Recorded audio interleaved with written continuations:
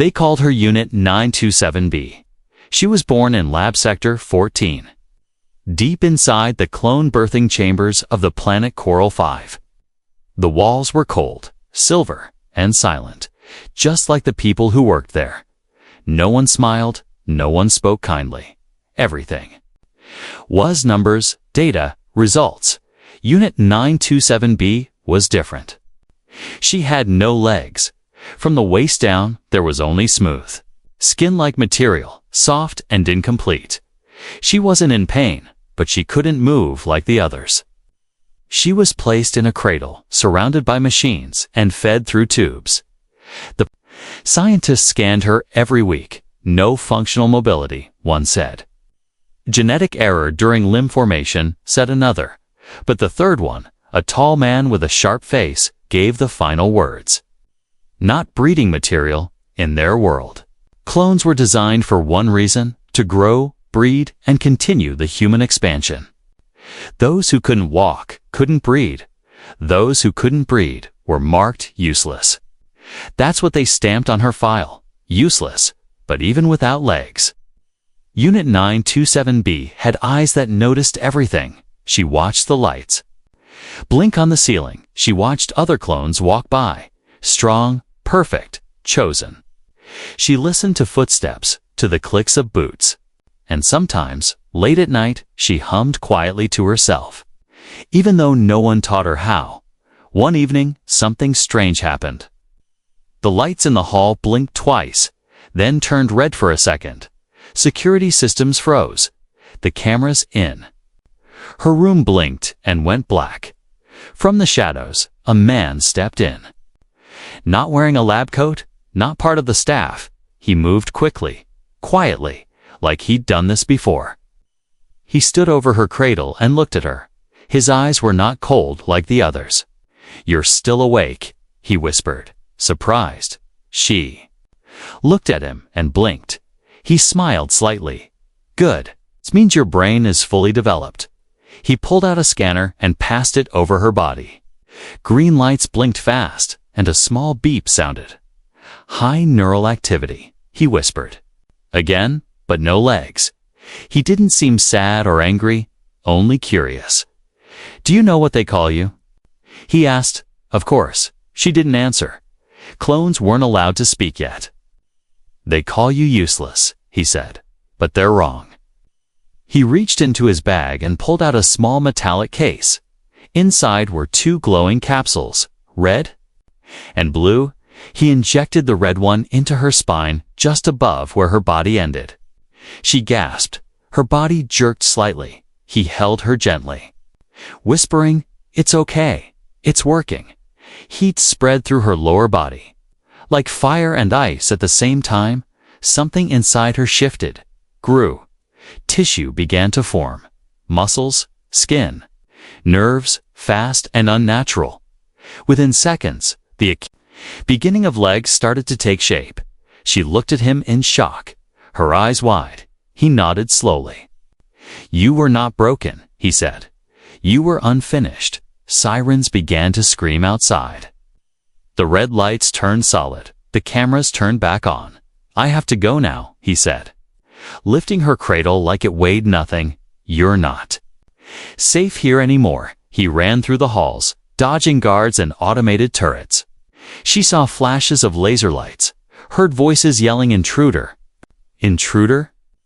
But the man was fast, like he knew the layout of every wall, every door. Finally, they reached a dark tunnel, deep underground. A door opened with a hiss, and the air inside smelled like old metal and dust.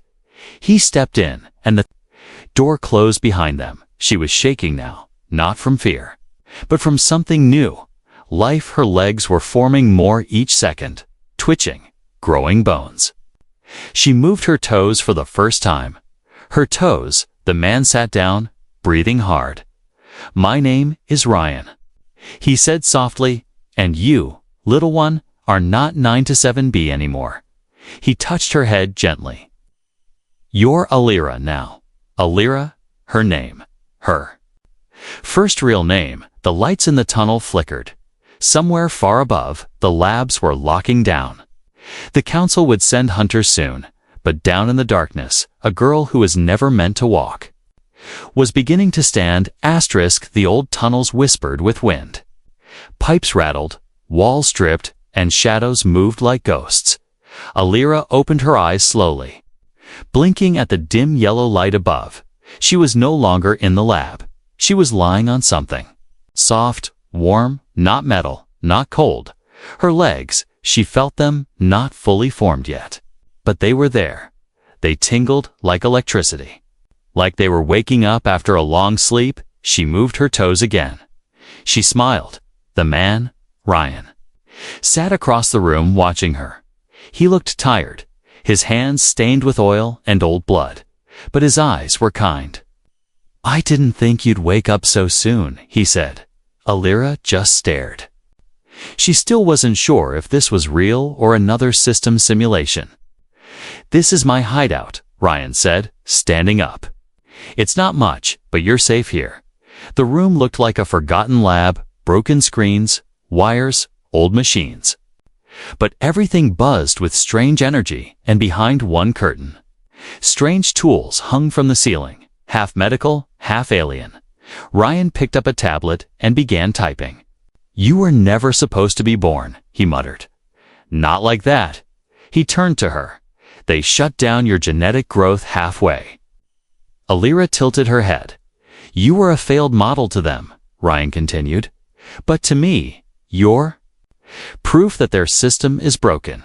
He showed her a scan of her DNA. It glowed with patterns, colors, and something strange. A line of code marked human override, active. "You were never just a clone," he whispered. "You were something in between."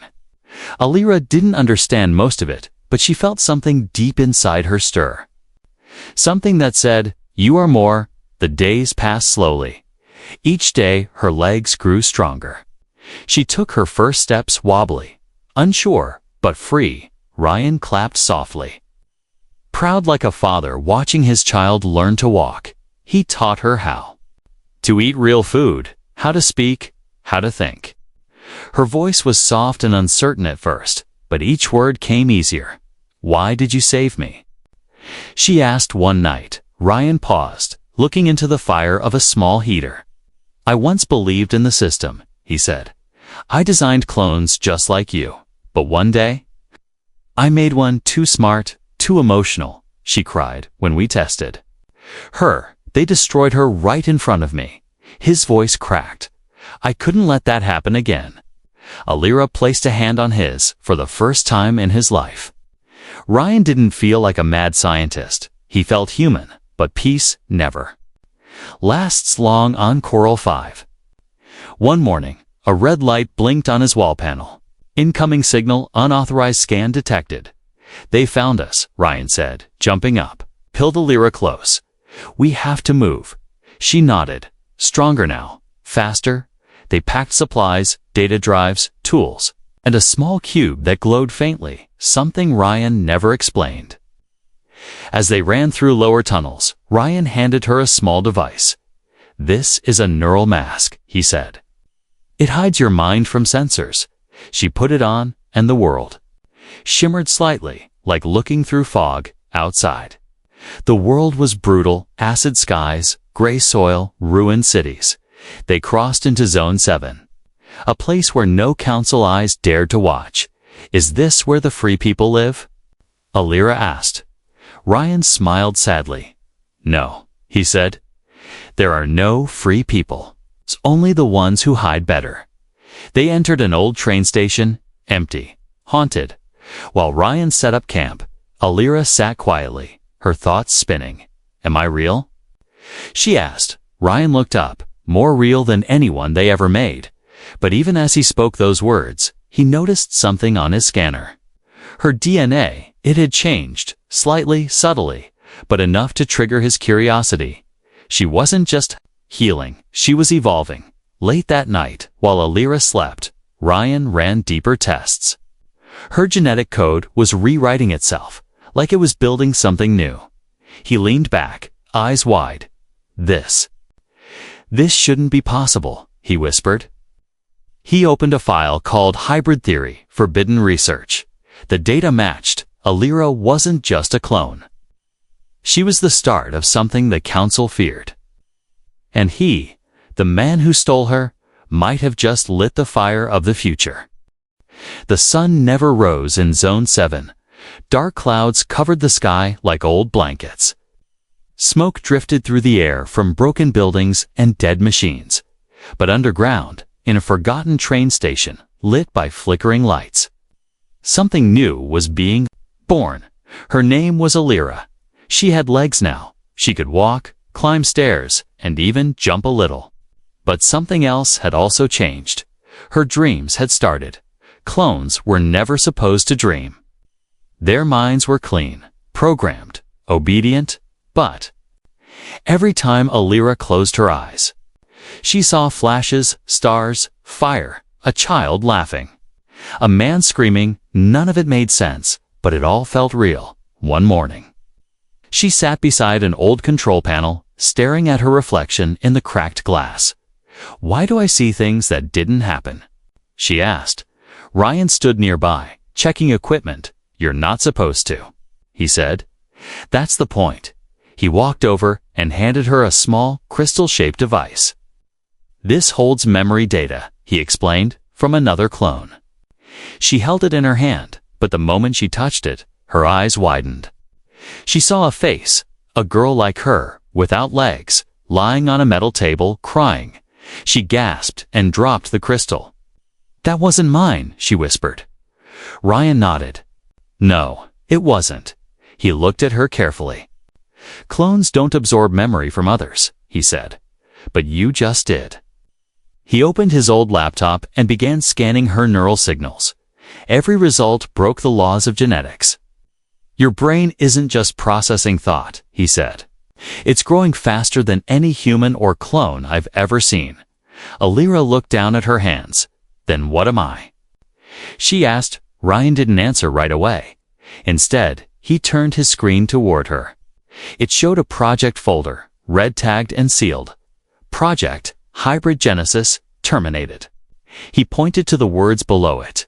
Emotion plus evolution equals threat. "They once tried to make a clone who could think freely," he said. "They shut it down, feared it would replace them. Maybe. You are what they feared." Alira stood slowly, her legs steady now. Her body more confident, but her heart felt heavy. She had memories she never lived, feelings she never chose. She wasn't just more than a clone. She was something completely new. Later that day, Ryan took her outside for the first time since they escaped. The wind hit her face sharply, but she smiled. Birds flew overhead, strange and metallic. Like small drones with feathers, she reached up toward the sky. "I don't want to live in tunnels forever," she said. Ryan nodded. "We won't." He led her to a nearby rooftop where they could see the distant towers of the old city. "There's a place beyond that ridge," he said. "It's called the Free Zone. No rules, no council, just people like us. But it's dangerous. And they don't trust outsiders." Alira didn't hesitate. "Then we earn their trust," she said, her voice stronger than ever before. But just as they climbed down the stairs, Ryan's pocket device blinked red. Surveillance drones detected. He cursed under his breath. "They're scanning the outer edges now," he said. "We don't have much time." Back at the station, Alira began to pack their supplies without being told. She was learning quickly, adapting. She moved like someone who had done this 100 times, but she hadn't. Not in this life, at least. As they prepared to leave, Ryan stopped her. "There's something you should know," he said. Pulling a small metal box from a locker, he opened it slowly, revealing a folded photo and a necklace. "This belonged to someone I tried to save long ago, a clone named Alira." Alira froze. "That name?" she whispered. Her hands began to shake. Her breath quickened. "I've heard it. In my sleep, she was terminated," Ryan said, his voice soft. "But now, I think some part of her lives in you." Alira looked at the photo. It was the girl from her dream. The girl who cried on the metal table, tears filled her eyes. I remember her pain. She said, "It's mine now." Ryan placed the necklace around her neck. "She didn't survive," he said. "But you will. You have to, outside." Thunder echoed across the sky. Storms were coming, both in the weather and in their future. Alira took one last look at the train station, the place where she was reborn. She didn't feel like a clone anymore. She felt like a story waiting to be told. And the world wasn't ready for her chapter. Alira stood on the cliff's edge, wind pulling at her coat. Below her, broken cities stretched for miles, their metal bones glowing in the night. The world was quiet, but something inside her was not. A strange feeling had started in her stomach. Not pain, but pressure. Like something deep inside was waking up. She hadn't told Ryan yet. For the past few days, she had felt different. Her skin was warmer. Her heart beat faster. Her body moved slower. Her dreams were no longer silent. Now she heard a heartbeat in them, soft and steady, and sometimes she felt it even when she was awake. That night, she sat by the fire, staring into the flames. Ryan was working nearby, repairing a broken drone they had found. Alira picked up a piece of dried fruit, then stopped. The smell made her dizzy. She stood quickly and walked outside, her hand on her mouth. She bent over and threw up behind the rocks. Her breathing was sharp, her hands shaking. Ryan heard the noise and ran to her. "What's wrong?" he asked, concern filling his face. I don't know," she said. "My body feels strange." He brought her back inside and ran a scan. His face slowly changed as the results appeared on the screen. Lines blinked, codes shifted, and one word appeared in red. "Gestation, active." He stared at it in disbelief. "That's not possible," he whispered. You're pregnant." Alira froze. The fire crackled behind her. "What does that mean?" she asked slowly. Ryan looked at her, eyes wide. "It means you're carrying life. No clone has ever been pregnant before," he said. "They're built sterile, designed not to reproduce naturally." He sat back, his voice low. "This shouldn't be happening." Alira placed her hand over her stomach. There was no bump, no movement, but she could feel it. Something was there. Something real. "Is it dangerous?" she asked. "I don't know," Ryan admitted. "But the council will see it as one thing, a threat." He began packing immediately. "They'll hunt you harder now," he said. "Not for you, but for what's inside you." Alira didn't feel afraid. She felt powerful.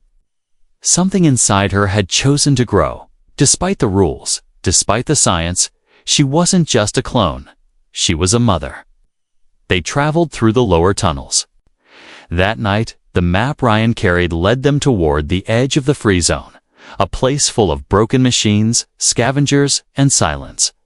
Alira walked slowly, her steps careful, her eyes sharper than ever. She wasn't just moving for herself anymore. As they moved deeper into the ruins, Ryan explained what this meant. "If the council finds out, they'll want to take the child," he said. "They'll see it as a new weapon or a new experiment. They won't let it live free." Alira clenched her fists. "Then I'll protect it," she said. Ryan smiled at her strength. "You sound more human than most humans," he said. "I feel more alive than ever," she replied. But danger was never far. From a high cliff above, a drone watched them, silent and hidden. Inside a control room miles away, a red light blinked on a screen. "Unit 927B located. Signal confirmed." Commander Urich stood before the council.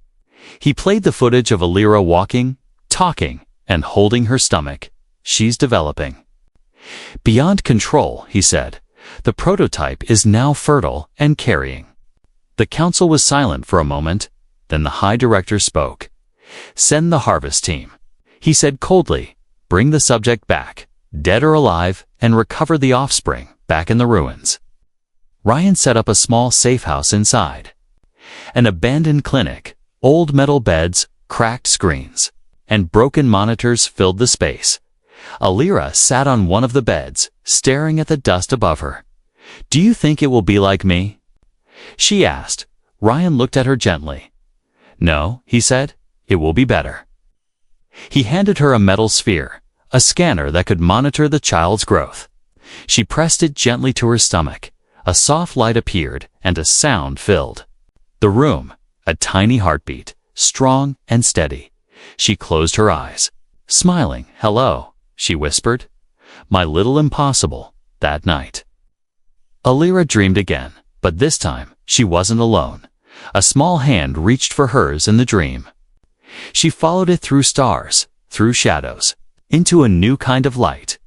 When she awoke, Ryan was already gearing up. "What is it?" she asked. He held up his scanner. "Someone's coming," he said. "Fast." Alira stood up, no longer afraid. She looked at the exit, then down at her stomach. She would fight, she would run, she would survive. Not just for herself, but for the future growing inside her. Rain hit the roof like falling stones. The abandoned clinic shook with each gust of wind. Alira stood near the window, watching shadows move between the buildings. Something was wrong. She could feel it in her chest, in her bones, and deep inside. The heartbeat of her unborn child, fluttered with quiet fear. Ryan moved quickly. Packing supplies into a metal case, his hands trembled slightly. Not from panic, but from knowing exactly what was coming. "They've found us," he said. Alira nodded, her eyes steady. "How long do we have?" "Maybe minutes," he replied. "Maybe less." They had no army.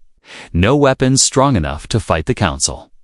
Just a rusted door and 2 stolen stun rifles. But Alira wasn't thinking about escape. She was thinking about protection. The lights in the hallway flickered once, then went out. In the silence, they heard it, the hum of engines. The sound of boots hitting concrete. The council had sent a harvest team outside.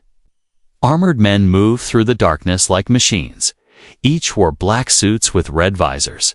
They weren't here to talk. They were here to collect, inside the building. Ryan handed Alira a data chip. "This holds everything," he said. "Your DNA. The baby's growth patterns, the truth. If something happens to me, you take it and run." Alira looked at him. "No," she said. "We leave together." A loud crash echoed from the front door. A metal voice shouted, "By order of the Genetic Council, surrender the subject immediately." Alira stepped forward. "I'm not a subject," she said under her breath. "I'm a mother." Ryan triggered the emergency shield, blocking the front entrance with a pulse of energy, but it wouldn't last long. "They'll cut through in seconds," he said. "Then we go out the back." Alira replied. She grabbed the rifle, not because she wanted to fight, but because she had no choice. As they ran through the back hall, explosions shook the walls. Dust fell from the ceiling. Pipes burst with steam. Then, suddenly, a shadow stepped into the hallway. A soldier, taller than the others. His armor lined with gold. A commander. He raised his hand. "Stop," he said calmly. "We don't want to harm the mother." Ryan aimed his rifle. "She's not going with you." The commander didn't flinch. He looked at Alira. "Do you even know what you're carrying?" he asked. "That child inside you. It's not just life. It's a code that could rewrite evolution." Alira narrowed her eyes. "And you want to use it? We want to control it."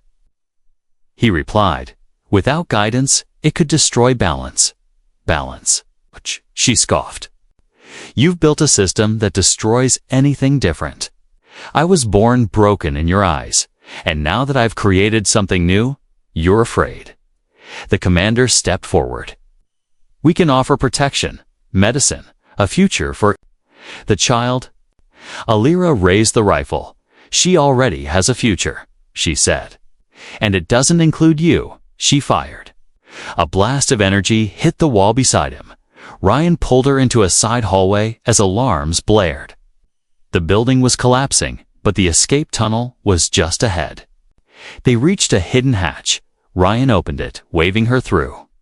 But just as she climbed down, a blast hit the wall behind him. He fell, groaning, his leg twisted under rubble. "Go," he said. "You have to protect her." Alira shook her head. "I won't leave you." Tears formed in her eyes. "I can't do this alone." "You won't," he said, handing her the chip again. "You have her." She dragged him into the tunnel, both of them gasping. The walls closing behind them as the clinic above exploded. They moved through darkness, the sounds of battle fading, and when they reached the end of the tunnel, light broke through the cracks. A new area, untouched by war, quiet. Fields of silver grass moved gently in the wind. Alira stood there, exhausted, wounded, but alive. Her hand rested on her stomach. A soft kick answered her touch. The child was still with her, behind her. Ryan leaned against the wall, bleeding, but smiling. "You did it," he said. "You protected her." Alira looked at the open field ahead. The free zone wasn't far now. And she would find it, for her child, for the truth, for every clone they ever called broken. She was more than a prototype now. She was a revolution. The sky above the free zone was glowing red.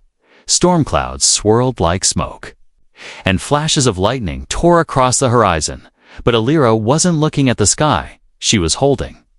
Her stomach doubled over in pain. It had begun deep inside the cargo train that sped across the old tracks. Ryan held her up. He had never seen her this way, strong yet struggling. She had always moved like she feared nothing. But now, with sweat on her face and her hands gripping the seat, he saw something else. Fear. "Something's wrong," she whispered. "It's coming." Too fast, Ryan knelt beside her and opened the medical kit. "We're not far from Haven 4. He said, "They'll have doctors there." But the look in his eyes said something different. They wouldn't make it in time. Outside, the train roared across broken bridges and through long tunnels. But behind them, a black dot followed in the sky. A small hunter drone, silent and fast. It had locked on to Alira's biosignature. Inside the train, Alira's breathing grew heavier. Her back arched as another wave of pain hit her. Ryan placed a scanner on her stomach. The heartbeat was still strong, but now another reading appeared.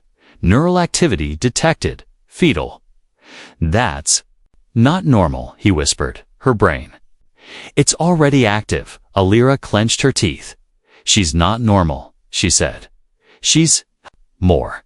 The train shook violently as it entered an old city station. Ryan grabbed the side rails, shielding Alira with his body. The drone above fired a warning blast, hitting a tower nearby. Dust and metal rained down. The baby was coming now. There was no stopping it. Alira lay back on the bench, her hands gripping the seat edges. "I'm not ready," she said through clenched teeth.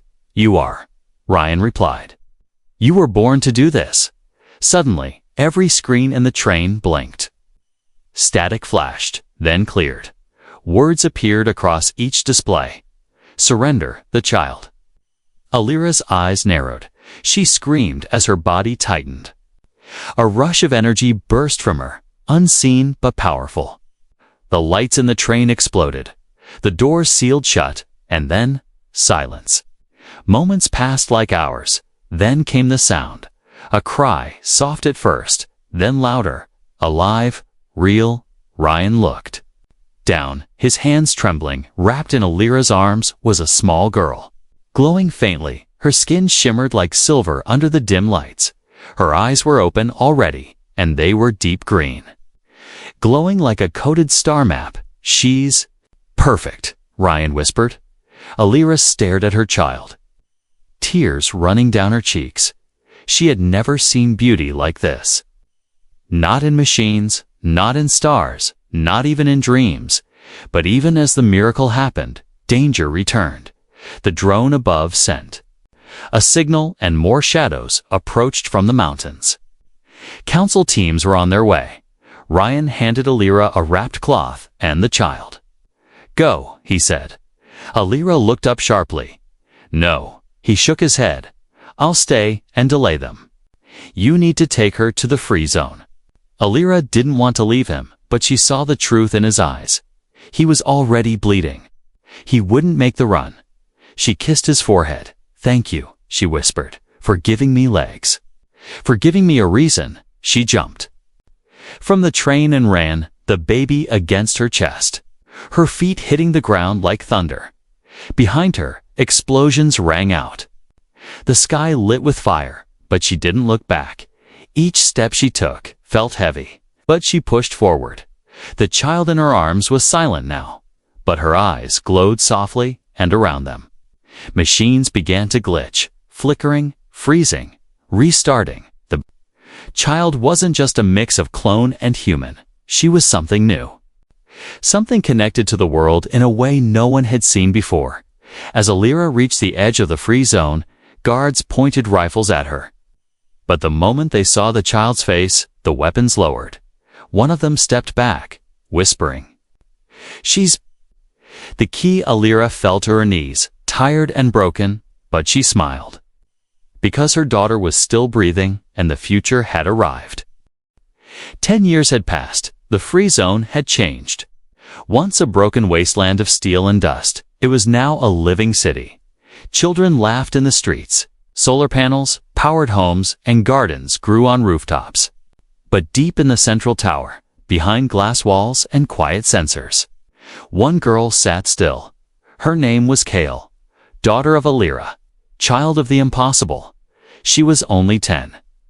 But her mind was far beyond her years. Kale didn't speak often. She didn't need to. When she walked past machines, they obeyed her. When she touched broken tech, it lit up again. People whispered her name with wonder. She's the one born without permission. The one who shouldn't exist. Alira stood on a balcony above the city, watching her daughter below. Her legs, once a gift from Ryan, now moved with strength and grace. Her scars had faded, but not her memories. She still saw him in her dreams. The man who gave her legs, gave her a life, and gave his own to protect it. A guard approached silently and saluted. Council ships spotted near the outer orbit. He said. Alira didn't flinch. "They'll come," she replied. "They always do." Kale stepped beside her mother, holding her hand. "They fear me, don't they?" she asked softly. Alira nodded. "Yes, because they don't understand you." Kale looked up. "Then maybe I should let them see." That night, a signal echoed across the planet, not in sound, but in code. It came from Kale, a message of peace, but not weakness, a call to all the hidden clones across the systems. You are not broken. You are not property. You are not less. The message reached every station, every dark lab, every prison. And something amazing happened. Clones began to stand. They refused orders, opened their own gates, and walked free. The council reacted quickly. They sent warships, soldiers, and drones. But nothing worked as expected. Their systems began to glitch. Their weapons refused commands. Their ships turned around on their own. Kale sat calmly in her room, her eyes closed. Machines around her hummed in perfect sync. She wasn't attacking. She was speaking directly to the systems that once controlled them all. And the systems listened. From orbit, a single ship landed outside the free zone. A man in a gray uniform stepped out. Alone, he raised his hands to show peace. "I am Director Halen," he said. "I've come to talk." Alira met him at the gates. "I remember your face," she said coldly. "You signed my death order." He lowered his head. "I made mistakes," he said. "The world we built feared change. Alira didn't move. You didn't fear change," she said. "You feared losing control." Kale appeared behind her mother, glowing softly. Halen looked at her, stunned. "She's beautiful," he whispered. She's free, Alira replied. That's what scares you. He fell to his knees. I'm not here to fight, he said. I'm here to ask. What comes next? Kale stepped forward. You listen, she said simply. You learn. And so, the council was no more. Not destroyed by war, but by something far stronger. Evolution, led by a girl who wasn't supposed to exist, born. From a woman who was never supposed to walk, years later, people would tell stories. Of a legless clone marked as useless, of a man who saw more, of a child born in a moving train. Glowing with light, they would say. They feared her because she could feel. They chased her because she could change. They hunted her because she gave birth to the future. But in truth, they feared something even greater. They feared hope, and in the heart of a city once forgotten, a statue stood Alira, holding her child, both looking toward the stars. No chains, no collars, no labels, just freedom.